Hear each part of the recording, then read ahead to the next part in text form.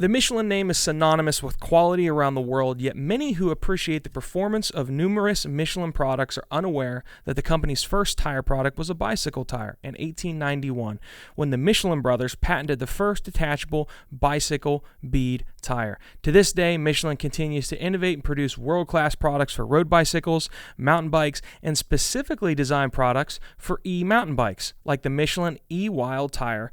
It's the tire of choice for my team, the Impact Results EMTB team that's competing in the 2021 EMTB GNCC National Championship. This partnership will enable the team and its riders to showcase the performance, versatility, and durability of the Michelin E-Wild tires during our efforts to defend and pursue even more championships. Also for 2021, Michelin is introducing many exciting new products like the Michelin Force AM2 tire and the Michelin Wild AM2 tire designed for a variety of mountain bike terrains, as well as, this one I'm excited about, the Michelin Pilot SX and the Michelin Pilot SX Slick tire specifically for world-class level BMX racers like Connor Fields, even Darkside, or myself. Follow at Michelin Bicycle on Instagram or learn more about their extensive range of bicycle products by checking out their website or obviously engaging with them on social. Again, it's at Michelin Bicycle on Instagram. Hey, thanks for listening to the show. I want to talk about our friends at Just Live CBD. Support for RacerX and this podcast is brought to you by Just Live CBD. They're a trusted source for high-quality wellness CBD products created by athletes just for you. Fun fact, Travis Pastrana, ever heard of him? He may or may not know a few things about being injured, recovery, dealing with nagging pains, nagging injuries. Well, Travis is actually one of the founders of Just Live CBD, so that's pretty neat. Travis and everybody at Just Live CBD want to hook you guys up. You can get 30% off your entire order with code RACERX at checkout. Visit justlive.com. That's JUSTLIVE, justlive.com, and use code RACERX so you get 30% off your entire order.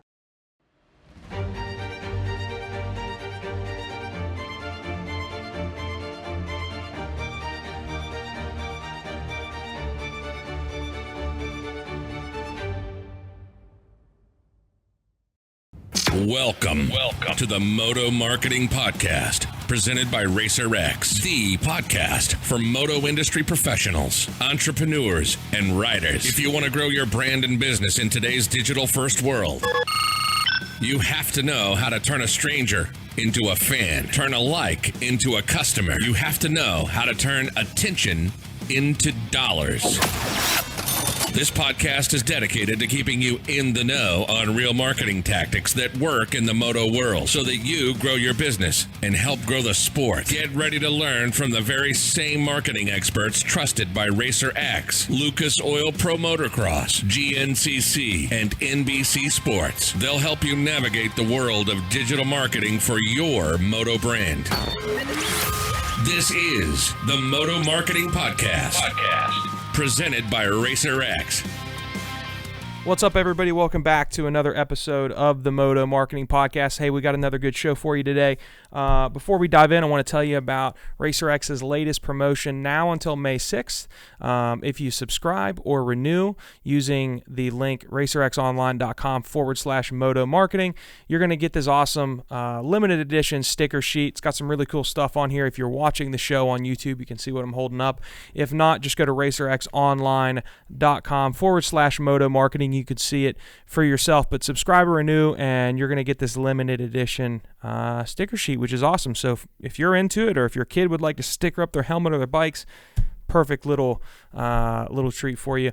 Hey, we've got Daniel Rice with us from Rec MX today, somebody that I was excited to have on, a name that most of you, I would assume, are pretty familiar with, and we're going to hear Daniel's story and the story of Rec MX. Again, be sure to watch the show on YouTube if you haven't experienced that. I was just talking to Daniel before he went on. He's got some really cool memorabilia in the background, a Wyndham pit board, a Wyndham jersey, so it's kind of cool to see our guests and put a face to the voice. That's why I enjoy doing this show. So, Daniel, welcome to the show, man. I appreciate you being on with us today. Thank you very much. Thank you for having me on. So, Rec MX, for anybody not familiar, it's a small sport, so I would assume most are, but one thing I've noticed about this show is a lot of the new people in the sport kind of gravitate to this show. I guess they're intrigued by business or hearing folks like yourself's story, so there might be some folks listening that aren't familiar, so kind of fill us in on Rec MX and what it is that you guys specialize in. Yeah, we're definitely a smaller company, mostly focused on a lot of little accessories for motocross bikes, billet parts, some little like 3D printed plastic parts, dabble a little bit in carbon fiber. Mostly it kind of started out as kind of a hobby thing, something I just wanted to do, make my own parts, and just kind of started growing from there. We've remained kind of small and it's mostly just me, one-man band. Yeah. I do all the design work. I have a machinist that I work with for many years that makes all the parts. I inspect all the parts. I do all the shipping, all the sales. But mostly we've worked with a lot of privateers and some privateer teams, and every year it seems to get more and more. So yeah, I think finally, after however many years we've been doing it now, I started designing parts back in like 2004, but we didn't start making our own products until about 2007. So it's been a while now, and it's slowly growing every year, and it's starting to get to the point, I think, where people start to recognize the brand and for sure, and getting a little more well known. Yeah, I mean, just looking on your site, you've got a list of folks in the 2021 Supercross series, and I mean, you've got well-known names like Freddie Noren, Bowers, Justin Rodbell, pretty much the SGB guys, Alex Ray, Jeremy Smith, Cantanzaro. You've got guys like Mumford and Joey Crown and Jace Owen, Cody Schock, who's doing really well.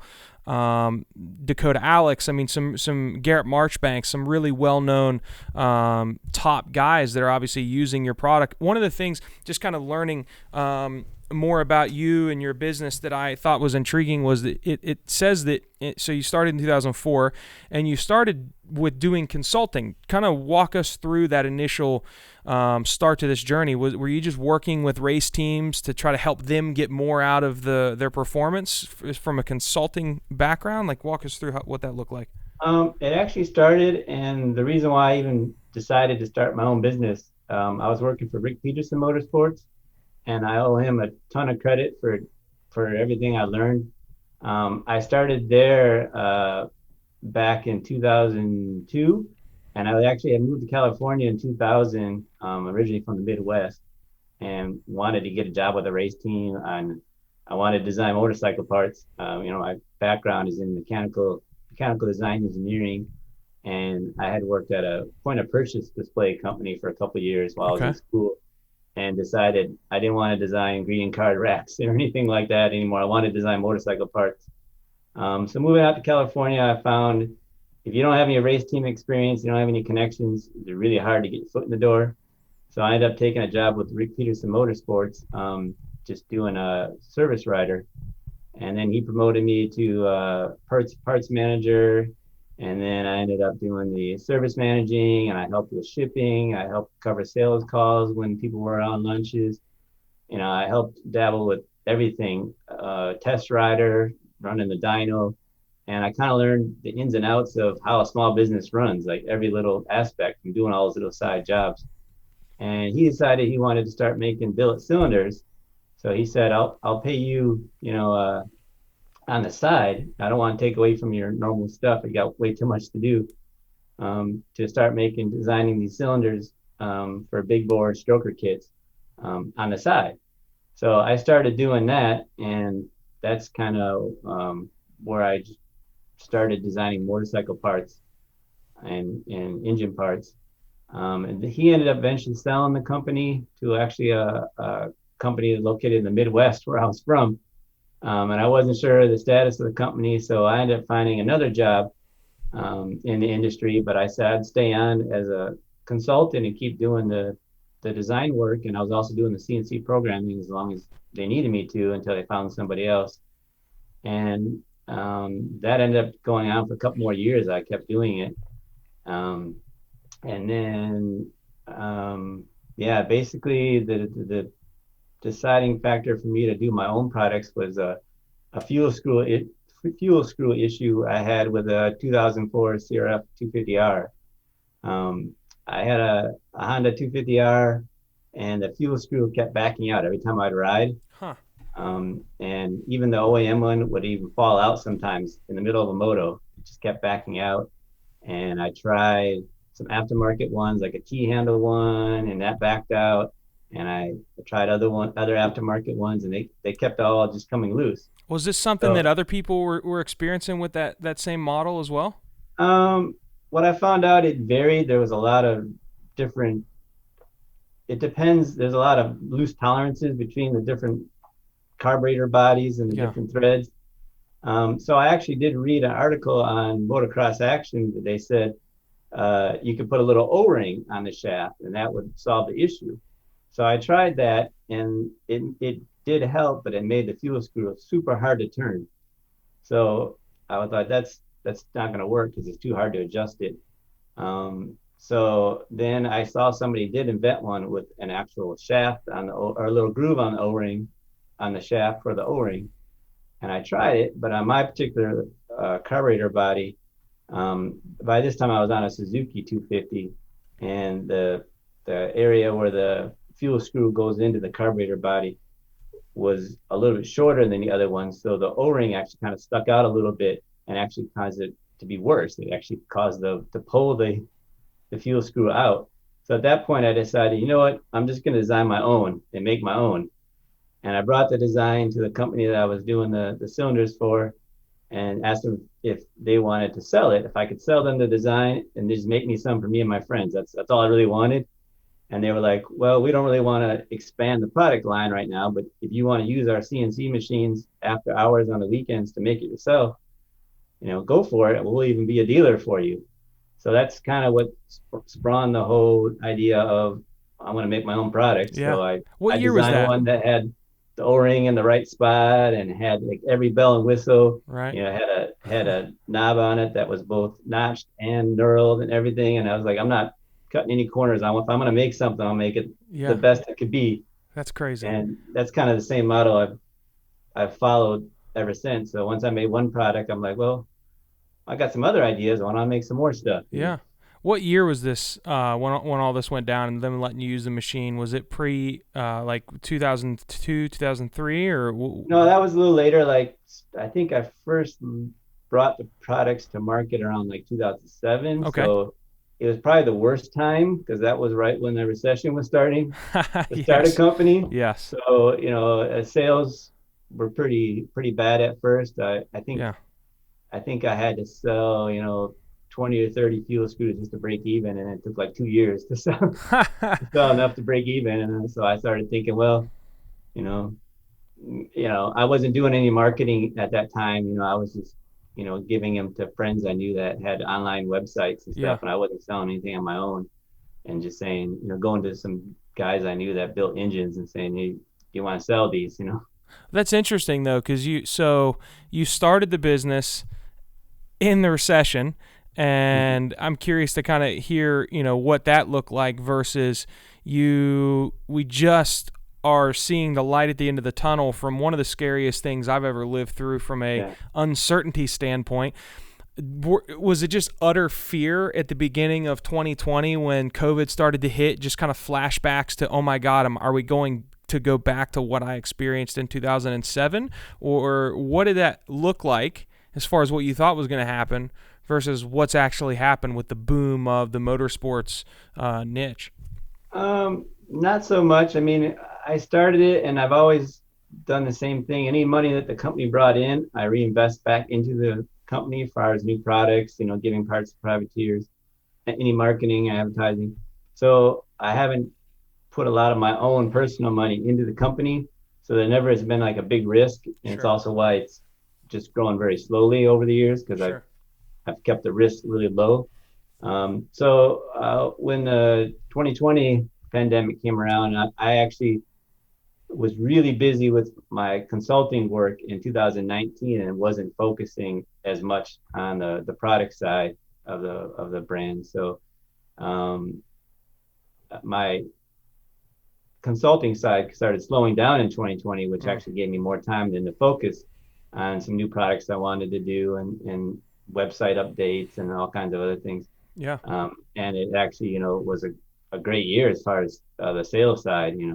As most people in the industry know, as dirt bike sales and parts and everything went way up last year. Sure. So, Yeah. yeah. That's awesome. Well, we're going to take a quick break. When we come back, I want to some of the items that Daniel has on his wall in the background have inspired some questions that I have for him. So we'll dive into those when we come right back. Fly Racing's 2021 line has been improved and expanded, offering the industry's widest range of moto and off-road products. Led by the revolutionary Formula helmet featuring Rheon technology, Fly Racing has taken big steps forward with the all-new Light Pant and Zone Pro goggle.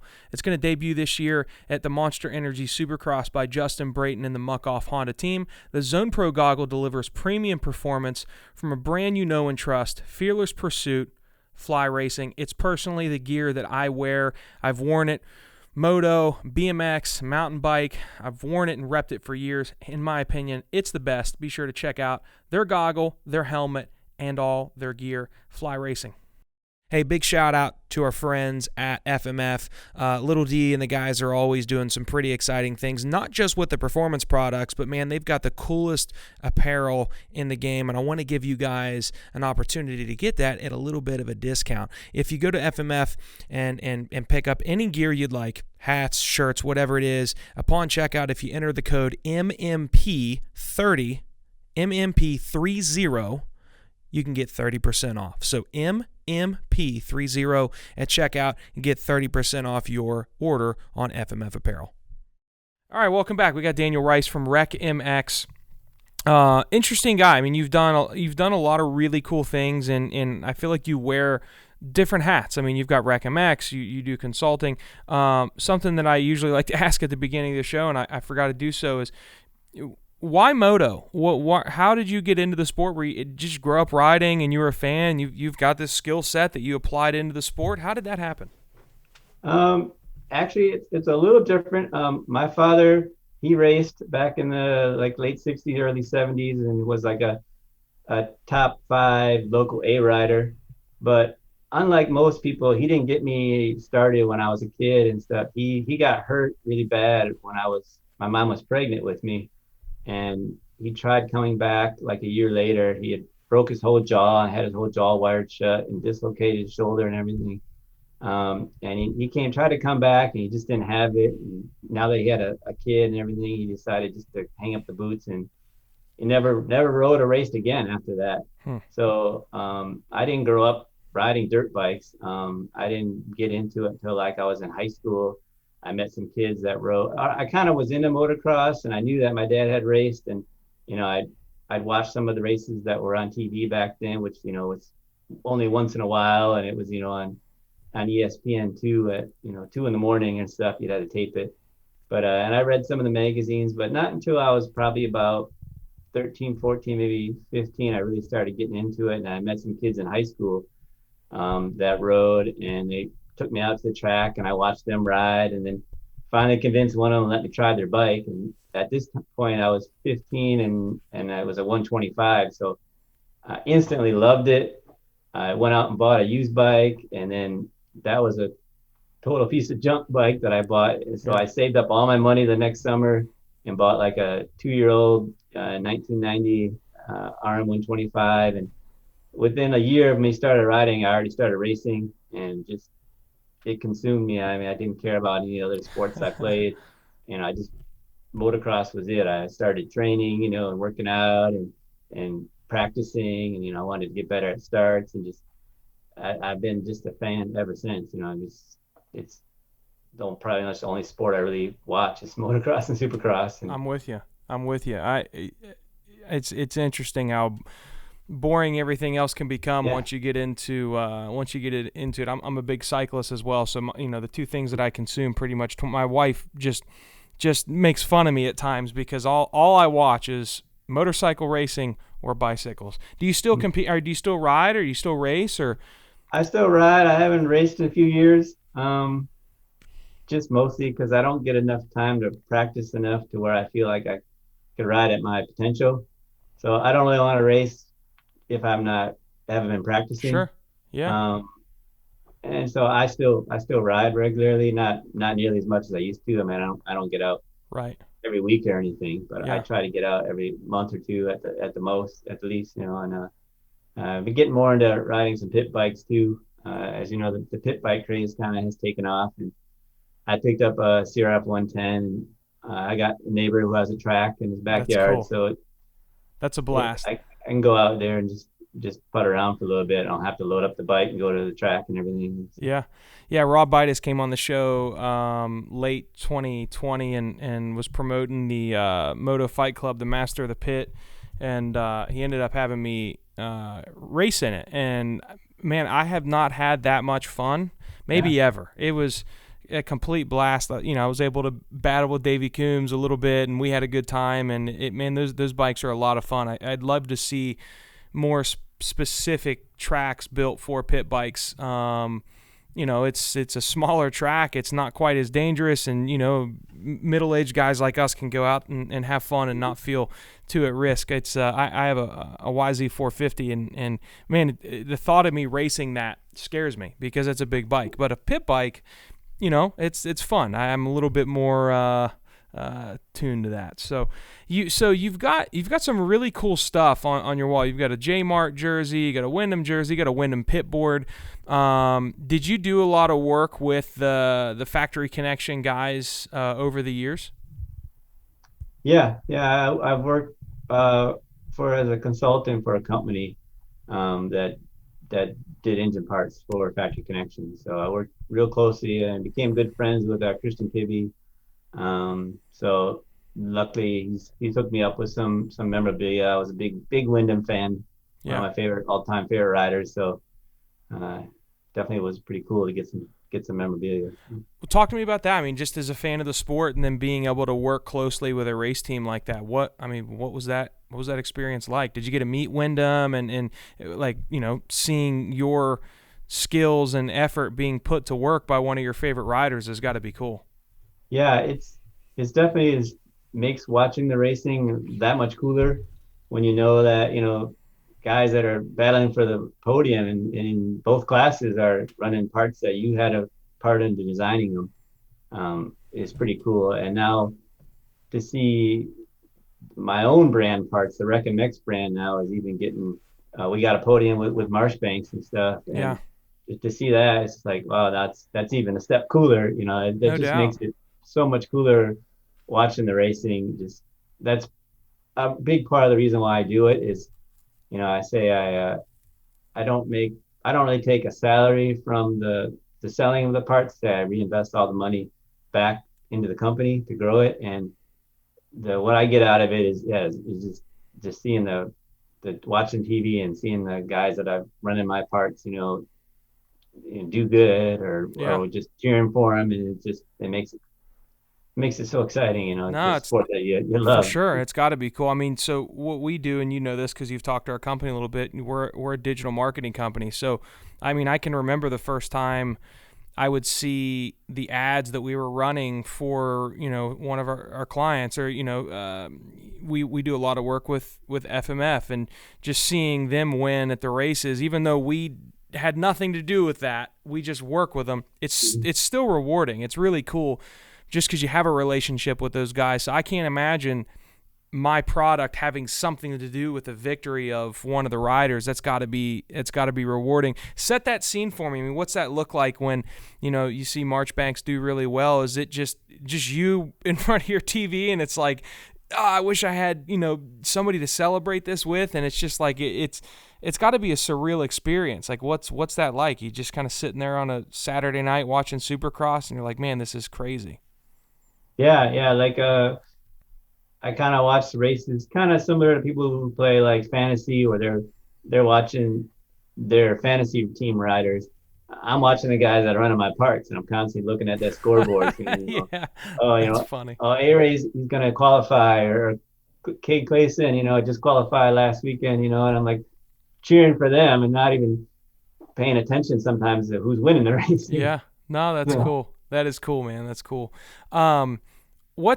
So what's next? I mean, you're obviously, I just, listed off some of the athletes that are using your products. I mean, it's definitely catching on, and you're getting more top level guys, and it's obviously quality stuff that you're producing. What do you think the next step is for your brand and where the company is going? Have you thought that far ahead?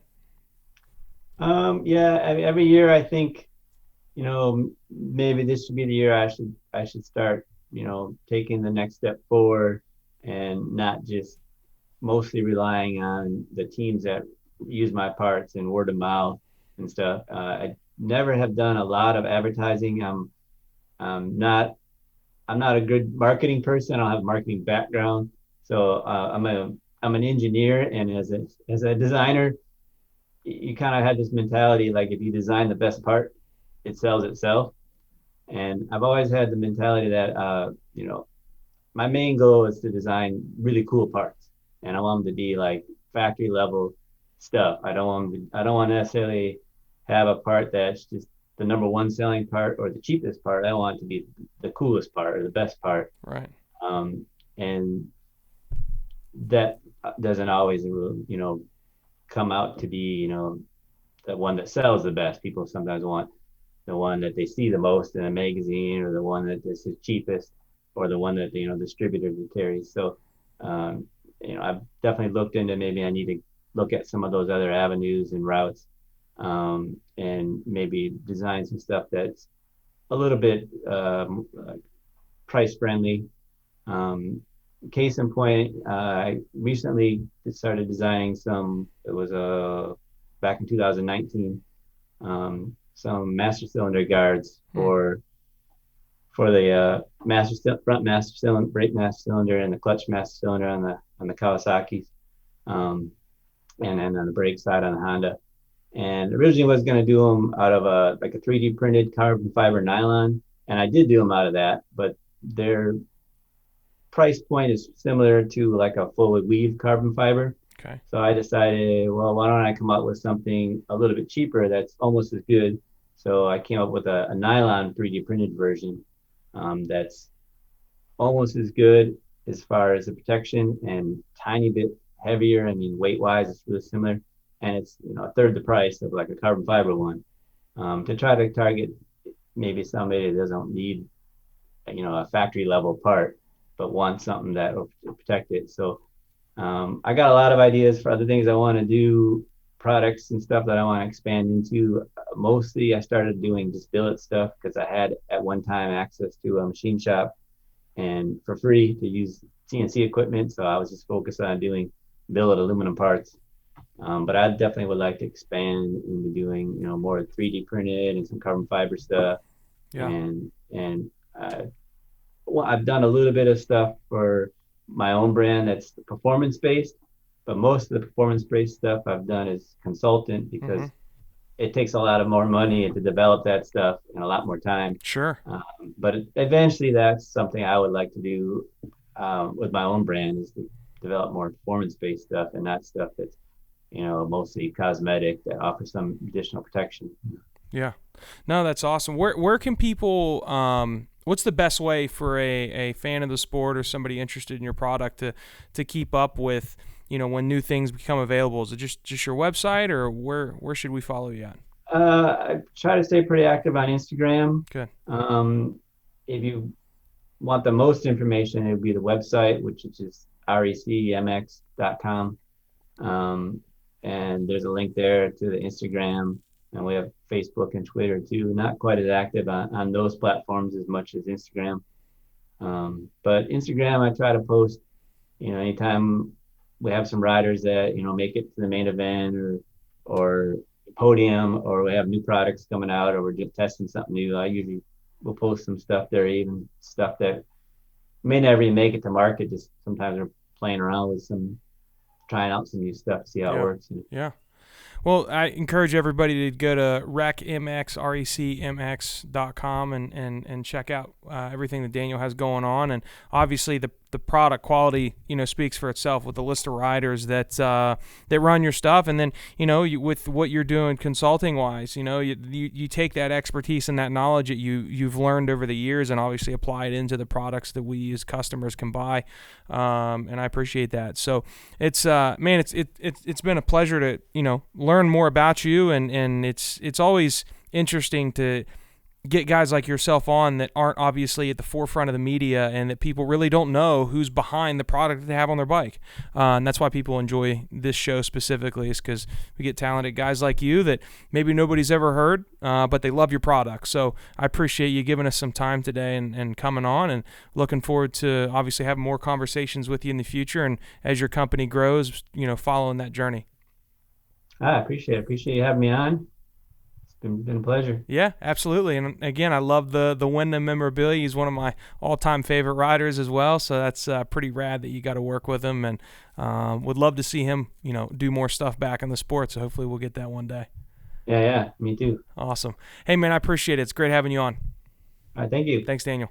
Thank you for listening to the Moto Marketing Podcast. If your goal is to get real, measurable results from your marketing that will grow your company revenue, then check out how Impact Media can get the same results that they have for Moto's most iconic brands by visiting thinkimpact.com. That's THINKIMPAKT.com. Have a marketing question that you want answered on the show? Send your questions to questions@motomarketingpodcast.com. Don't forget to rate, review, and subscribe to the podcast. And we'll catch you on the next episode of the Moto Marketing Podcast.